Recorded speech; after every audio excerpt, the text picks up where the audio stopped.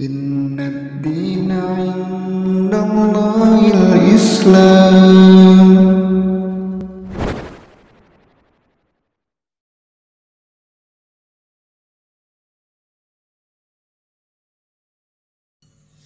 Bismillahirrahmanirrahim.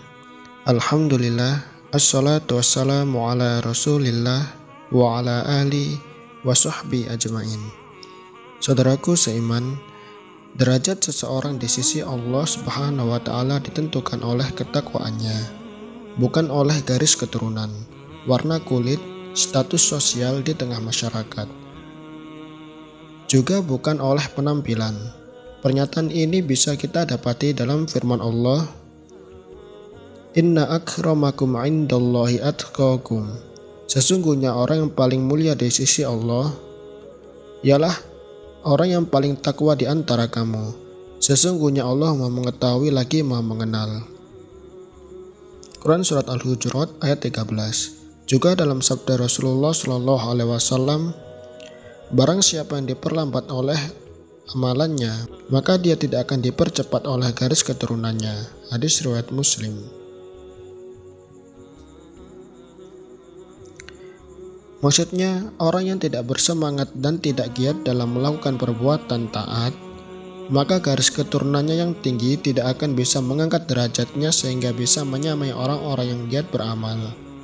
Terkait dengan hal tersebut, kita akan menyimak perjalanan kisah salah seorang sahabat Rasulullah SAW yang secara garis keturunan dan penampilan mungkin dipandang sebelah mata oleh sebagian manusia yang sombong, yaitu kisah Bilal bin Rabah radhiyallahu an. Menurut riwayat yang paling masyhur, beliau berasal dari Habasyah, sehingga tidak mengherankan kalau beliau berkulit hitam. Bilal bin Rabah radhiyallahu an termasuk as-sabiqun al-awwalun, atau orang-orang yang menyatakan keislaman di masa-masa awal dakwah Rasulullah SAW. Ibnu Mas'ud radhiyallahu an mengatakan, orang-orang yang pertama kali menampakkan keislaman mereka ada 7, yaitu Rasulullah SAW, Abu Bakar radhiyallahu an, Ammar dan ibunya yaitu Sumayyah, Suhaib, Bilal dan Mikdad. Hadis riwayat Ibnu Majah. Hadis ini disahihkan oleh Syekh Al-Albani rahimahullah. Ini menunjukkan bahwa Bilal radhiyallahu an termasuk orang yang menyatakan keislamannya di awal dakwah Rasulullah SAW. Saat mengetahui keislaman Bilal bin Rabah radhiyallahu an, majikannya yaitu Umayyah bin Khalaf berusaha menekan beliau radhiyallahu an agar kembali kepada keyakinan nenek moyang mereka. Penekanan yang dilakukan tidak sebatas dengan kata-kata, tapi sampai pada penyiksaan fisik. Ini juga dialami oleh kaum muslimin yang berasal dari para budak yang tidak memiliki penjamin atau pelindung. Tujuan mereka satu, yaitu mengembalikan para budak ini kepada ajaran nenek moyang dan menolak dakwah Rasulullah SAW. Dalam lanjutan ucapan tersebut, Ibnu Mas'ud radhiyallahu an menyatakan, Rasulullah SAW dijaga oleh Allah Azza wa Jalla dengan perlindungan paman beliau Abu Thalib. Abu Bakar dijaga oleh Allah Azza wa Jalla dengan penjagaan kaum beliau. Sedangkan selain mereka berdua, mereka dicengkram oleh orang-orang musyrik dan disiksa. Siksaan yang dialami oleh para budak yang menyatakan keislaman mereka sudah tidak terperikan.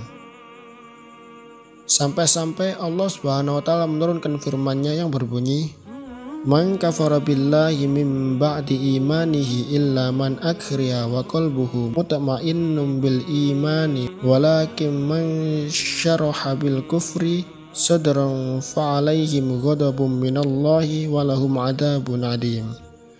Barang siapa yang kafir kepada Allah sesudah dia beriman,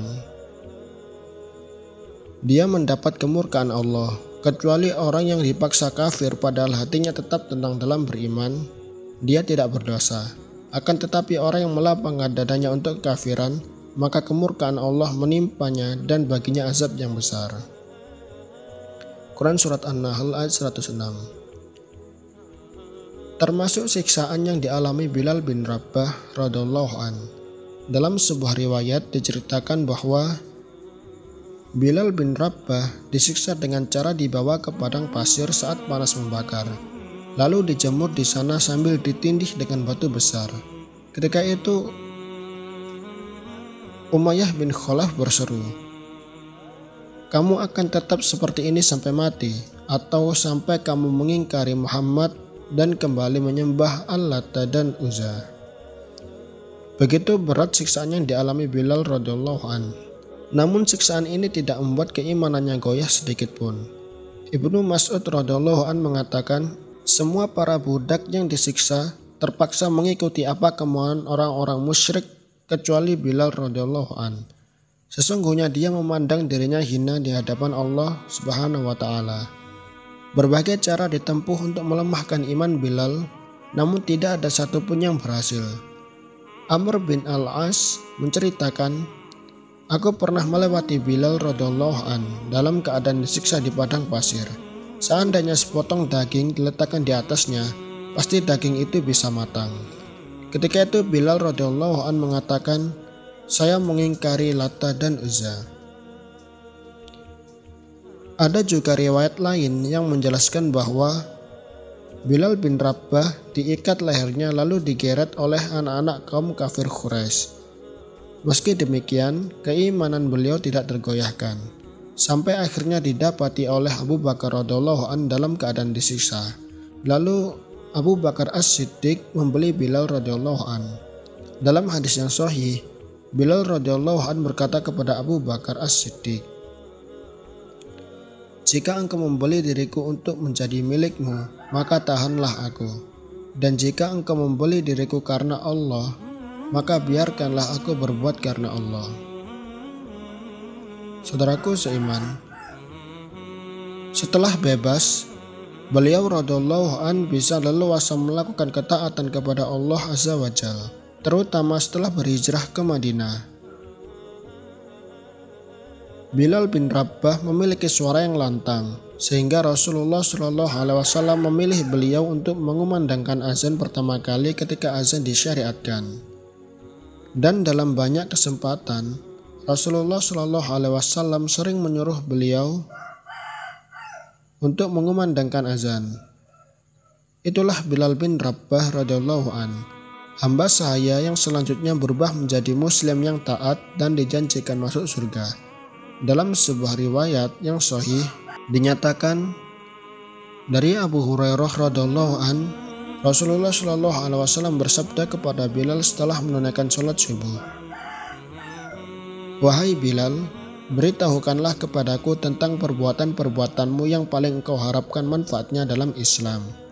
Karena sesungguhnya tadi aku mendengar suara terompahmu di depanku di surga." Bilal radhiyallahu an menjawab, "Tidak ada satu perbuatan pun yang pernah aku lakukan yang lebih kuharapkan manfaatnya dalam Islam dibandingkan dengan harapanku terhadap perbuatanku yang senantiasa melakukan sholat sunnah yang mampu aku lakukan setiap selesai bersuci dengan sempurna di waktu siang ataupun malam." Hadis riwayat Muslim.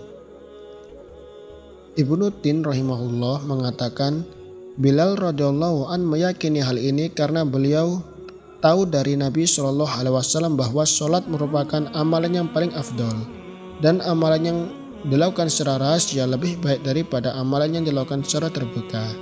Tentunya yang dimaksudkan adalah amalan sunnah, bukan yang wajib.